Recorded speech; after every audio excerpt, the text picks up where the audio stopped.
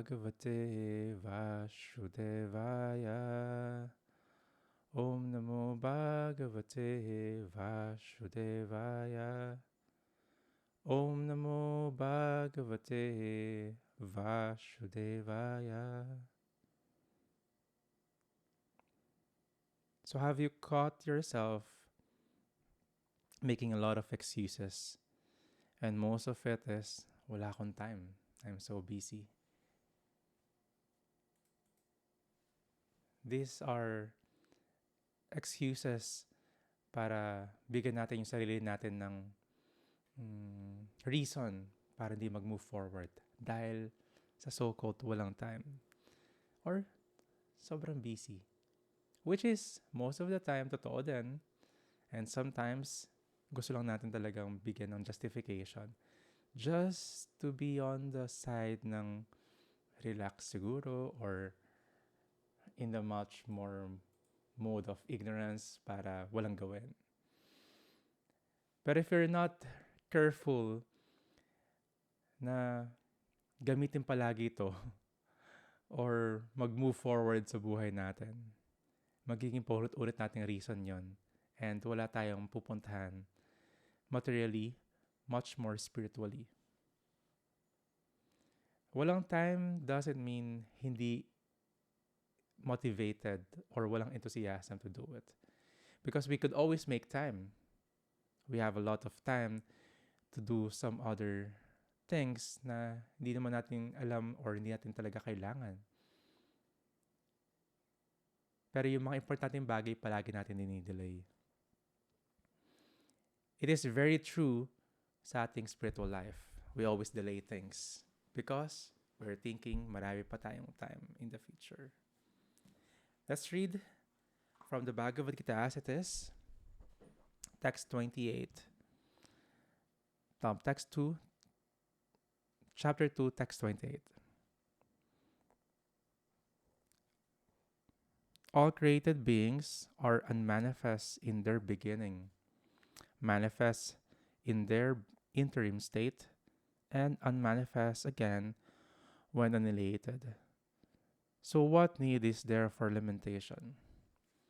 Si Krishna, in this part of the Bhagavad Gita, is concluding yung first teaching niya kay Arjuna, that we are not this body, we are the spirit soul. The body is temporary, the soul is eternal, so you don't have to lament.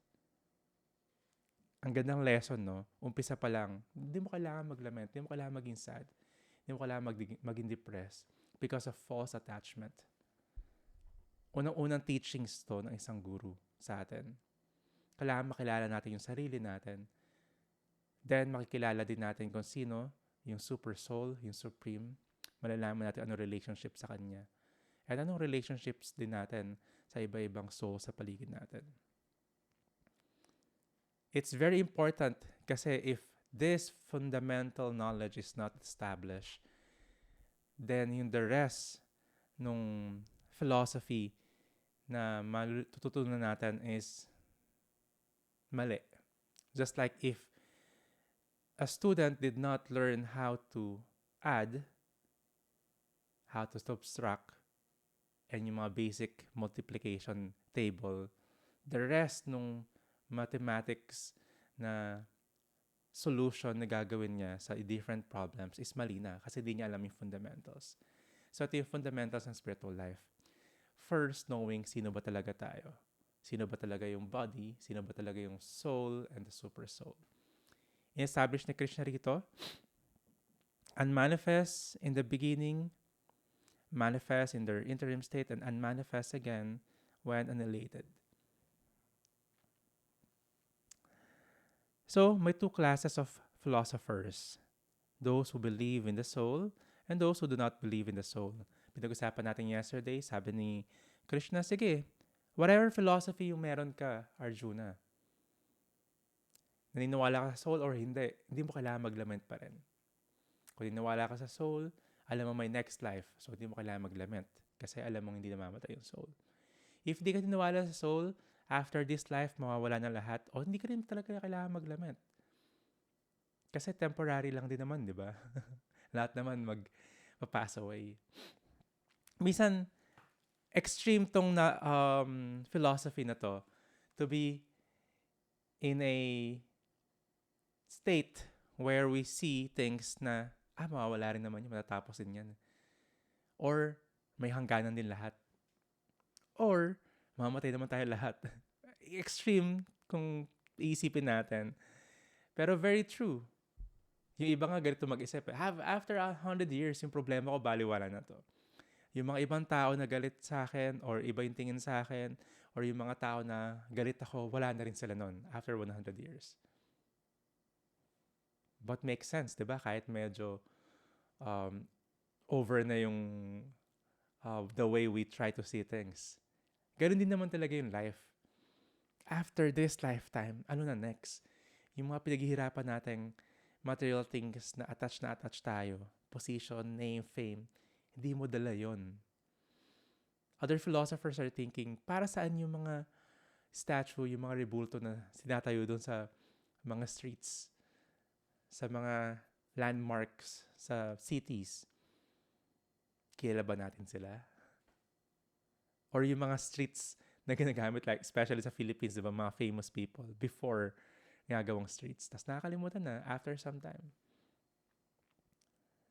Some, may mga famous pa rin after 500 years. Diba? Mga times ng Renaissance. Pero beyond that, wala na. So yung pinaghihirapan natin, temporary lang din talaga. The so-called legend na gusto nating iwan. Temporary lang din siya. So yung lamentation natin for temporary things is matatapos kasi temporary nga siya.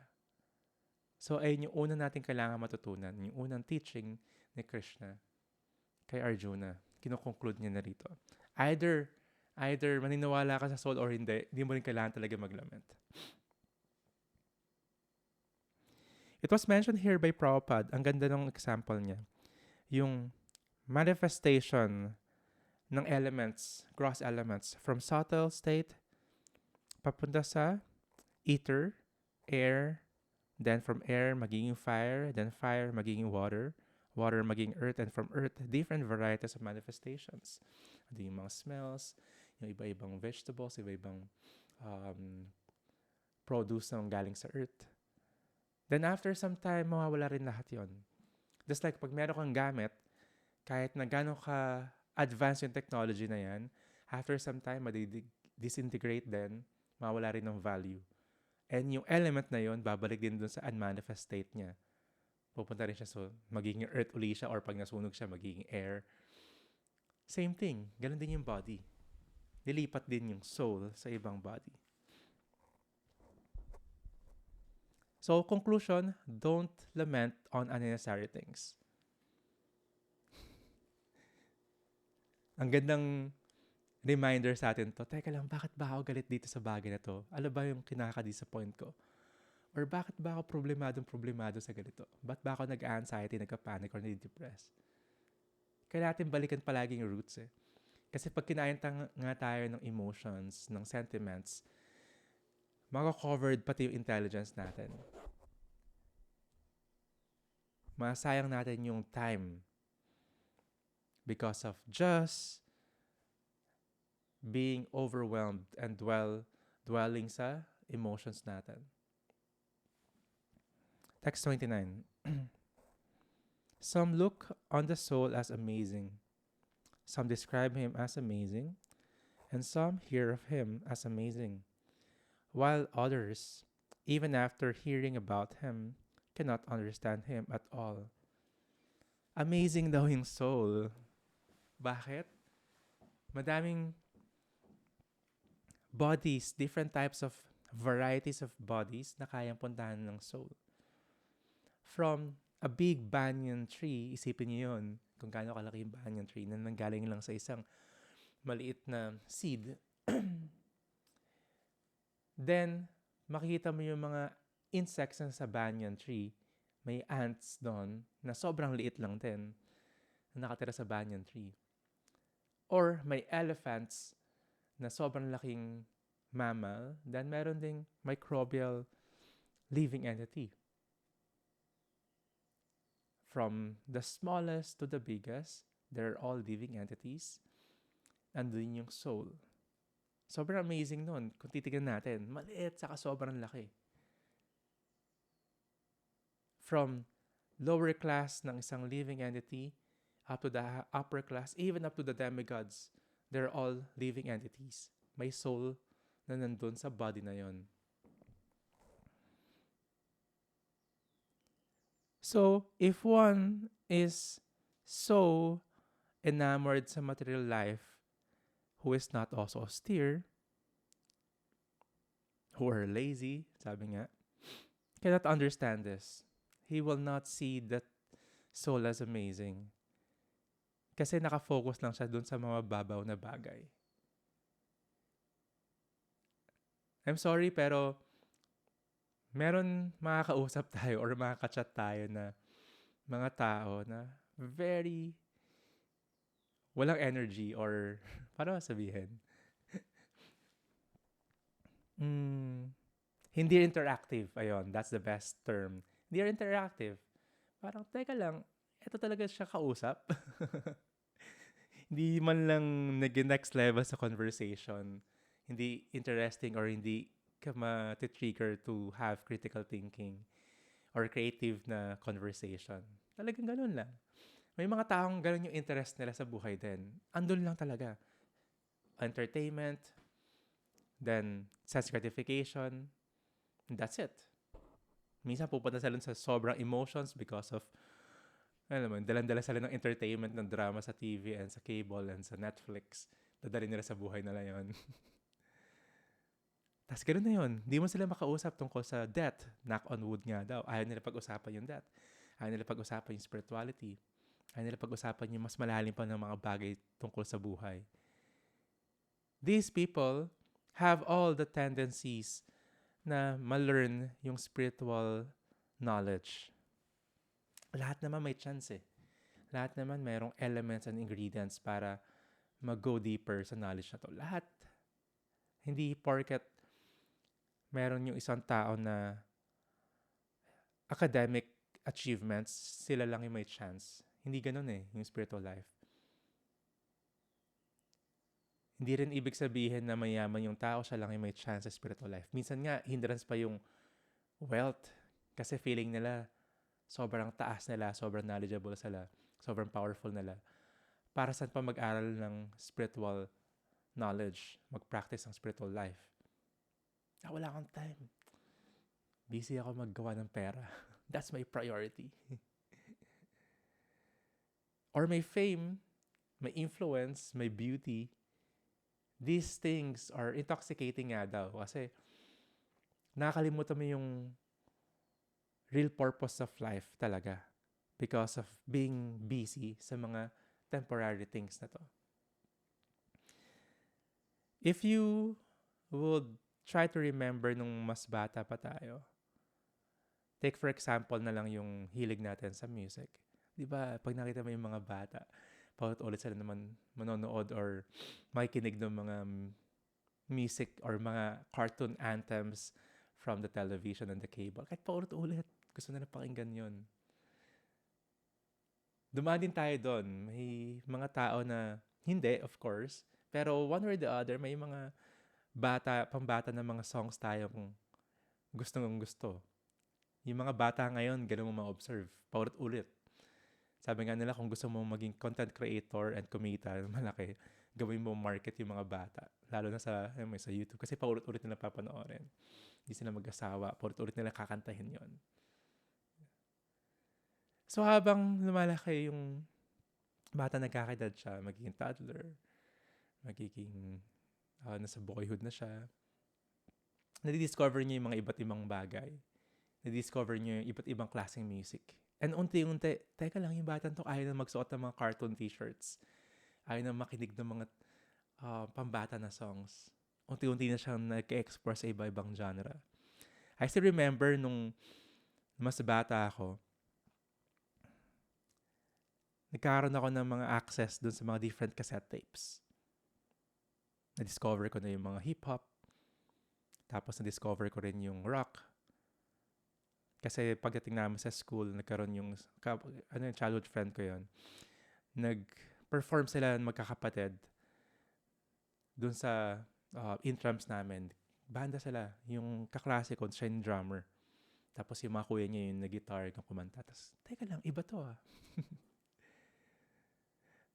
So from there, nakakairam na ako ng mga tapes sa kanila, ng mga underground na mga music. Grade school. Tapos nabuksan na ako dun sa idea, oy, may ganitong genres na music. May ganitong tunog. Nabuksan ka dun sa another universe. Then, after that, magkakaroon ka pa ng mga iba-ibang discovery. Nagkaroon ako ng discovery sa arts, ng discovery sa film, sa music, sa iba-ibang genre ng films din. So, ang daming pwede explore. Isipin natin, nagsimula lang tayo dun sa mga babaw na children's story. Tapos, nag-explore papunta dito. Tapos, ang laking mundo pala. Hindi lang yung mga normal na laro, mapupunta rin tayo minsan sa iba-ibang sports, extreme sports and all. May mga bad influence din pwedeng puntahan, of course. Hindi natin pwede itanggi na andun din sila sa options na pwedeng explore ng mga bata ng ibang growing na adolescents. Pero yung feeling na yon, for sure natandaan pa natin, teka lang, kakaiba to ah. Or yung iba, yung bata nagkaroon ng crush, nagkaroon ng partner, ng girlfriend, ng boyfriend, bago yun sa kanila. Monumental stage sa buhay nila yon. If we gonna relate this to our spiritual life, much more meaningful dapat talaga siya. Lalong-lalo na kapag may dinaanan yung isang taong problem, nagkaroon siya ng distress sa buhay, nagkaroon siya ng heartbreak, nagkaroon siya ng inquiry, or talaga nag-seek siya ng knowledge. Ano ba talaga yung meaning ng life na to? Ano ba talaga yung meaning ng ginagawa natin sa buhay? Ito lang ba talaga yon? Lalong-lalo na yung tao na from rags to riches, medyo na-achieve mo yung onting success materially, magkakaroon siya ng realization. If he is a sane person, magkakaroon siya ng realization, ito na ba talaga yon? Ito na ba talaga yung gusto ko puntahan? Yung iba mas matalino, hindi nila pinupuntahan yon kaagad. Pupuntahan nila yon through their meditation, through their mind. Yung mindset nila. Itong taong to, itong state ng buhay na to gusto ko puntahan. Papanoorin ko yung mga tao nandito. Ilalagay ko yung self ko doon sa shoes nila. Ano yung magiging lifestyle? Maybe ibang brands ng mga damit, ng mga bagay, ibang technology. Mas maraming names sa papers na proprietor tayo. Ito rin yung magiging problema. Ito na ba talaga yon? Ito na ba talaga yung gusto kong puntahan? We should have this kind of thinking na very intelligent way para tingnan natin yung bagay-bagay. Para hindi natin i-waste yung time. Para hindi natin masayang yung mga pagkakataon. We have this illusion of youth na magagawa natin yung mga bagay-bagay na gusto natin in the future. Na mayroon tayong retirement plan. Na, pagdating ko ng 50s, pagdating ko ng 60s. In reality, lahat tayo walang assurance papunta doon. We have perfect health maybe, insurance, materially.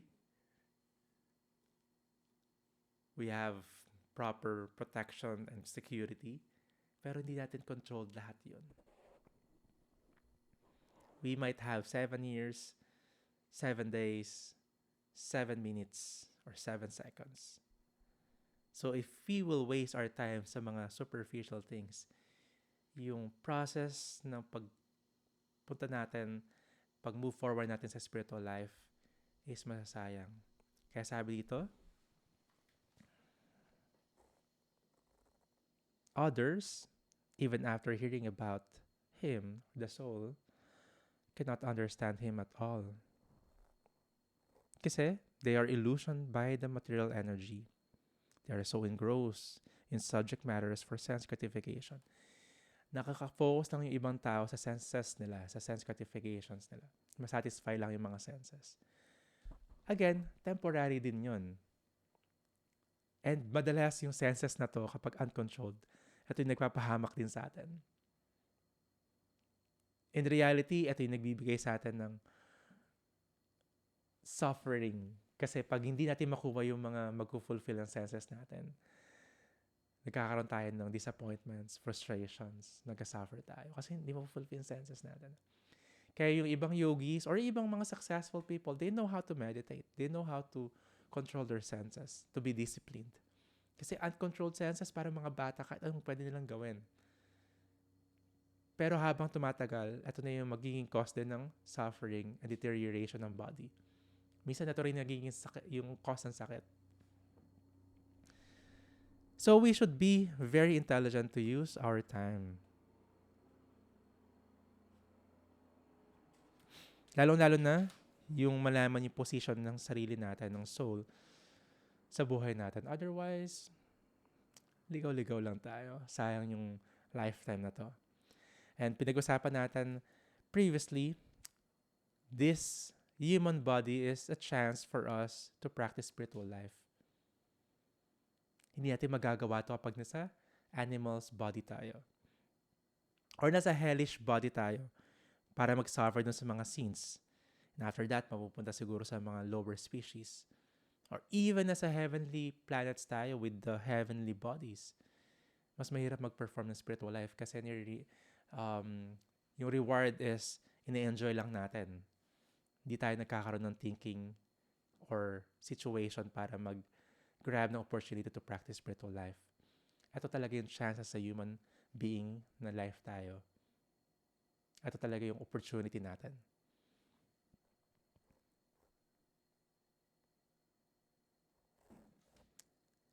Text 30. O descendant of Bharat, he who dwells in the body can never be slain. Therefore, you need not grieve for any living being. This is the conclusion. Stand up and fight. Ito yung instruction niya kay Arjuna. Hindi mo kailangan maglament. Hindi mo kailangan gamitin yung compassion mo kasi mamamatay yung mga teachers and yung grandfather, yung relatives mo sa kabilang panig ng war. Violence is unnecessary kapag yung reasons is very superficial. And if we are not the person to use violence, hindi natin kailangan gamitin yun. Pero in this case, it's a collective karma and actual need siya para ma-arrange yung society, ma-align yung mga leaders, yung mga kings, ma-punish yung mga sinners. So, kailangan ng war na to. And kailangan gawin ng soldiers yung duties nila. Imagine merong crime. Tapos may police, may soldiers na present. Tapos kailangan mo ng tulong nila. Tapos sabihin nila sa'yo, off duty ako eh. Tapos na yung shift ko, sir. Hindi na matutulungan. Kaya ikaw na bahala dyan. No, may duty pa rin yung tao na yon. May law nga. I don't know if meron sa Philippines, sa ibang bansa merong law na if ikaw yung first responder sa accident, kailangan tumulong. Lalong-lalo na kapag may position ka or skilled ka in medical fields sa mga emergencies. Kapag andun ka, hindi ka tumulong, magkakaroon ka pa ng case. So, may duty. Lalong-lalo na yung ganito, na may leadership, administration, and soldier yung isang tao, kshatriya yung isang tao. Tayo may duty tayo in different aspects of lives. Sa swadharma natin, sa material duties natin. Be a parent, be a son, be a sibling, be a boss or a leader, or be an employee, part of the community. Lahat tayo may duty materially. The common denominator is may duty tayo spiritually. Lahat tayo is meant maging servant of the servant of the servant of Krishna, of the Supreme. Kailangan natin i-fulfill yung duty spiritually, not just the material duties natin. If di natin magawa tong isang to, or yung material din, magkaroon ng imbalance sa buhay natin. So, kailangan natin magawa pareho. Mas maganda if ma-align natin yung life natin na nagagawa natin yung material and spiritual duties natin. So, ano yung justification natin palagi na wala tayong time? Lahat, again, is my opportunity to progress sa spiritual life. Lahat may ingredients. Lahat may opportunity. Ang nag-determine lang or anong factor lang para masabi na hindi niya mag-achieve yon is di siya nagbibigay ng time. May mga tao na mas advanced sila in terms of their karma. Sabihin natin yung mga rich person, may opportunity sila para mas maging rich uli or mas ma-achieve nila yung mas maraming bagay sa mundo. Yung iba mas talented sa mga raming bagay. Skilled din sila. May upbringing din sa kanila na very favorable sa iba-ibang skills sa buhay. Pero kapag hindi ka nagbigay ng time, mawawala rin yun. Or masasayang din yung mga yun. Even if panganak tayo sa much more advanced spiritually na family, may facilities tayo sa paligid. If di tayo magbibigay time, masayang din. There's a saying, yung mga nalilate palagi is the one, yung pinakamalapit. Sabi nga, yung nalilate sa station is yung mga nakatira malapit sa train station. May kababata ako nun. Malapit lang yung bahay niya sa school, few houses lang. Pero kailangan siya mag-school bus kasi nalilate siya. Wala siyang disiplina na pumunta sa school on time. So, ganun tayo. Minsan nandito na tayo sa platform where we could advance materially or spiritually. Pero hindi natin magamit kasi hindi natin binibigyan ng time na sayang. Even wala tayong opportunity or facilities, pag sinipagan natin, bigyan natin ng time, meron pa rin tayong advantage. Kasi lahat tayo may 24 hours in a day. Lahat tayo may 60 minutes in an hour, 60 seconds in a minute. Lahat tayo may time. Gaano katagal yon, hindi natin alam. Pero meron tayong present. So we should use this para sa ating spiritual life. Para sa ating advancement, papunta sa ating goal to develop the love para kay Krishna.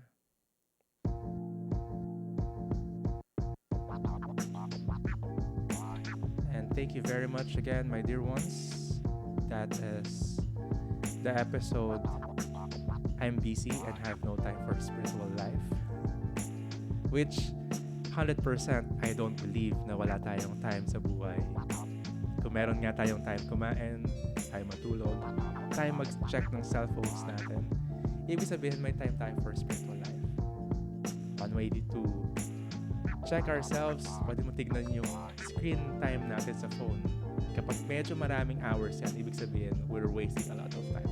Unless work mo yun, of course. So, give time sa ating meditation, sa ating chanting, sa ating reading, much more sa ating Sangha. Always appreciate your presence sa ating Sangha with your servant, Adacharandas.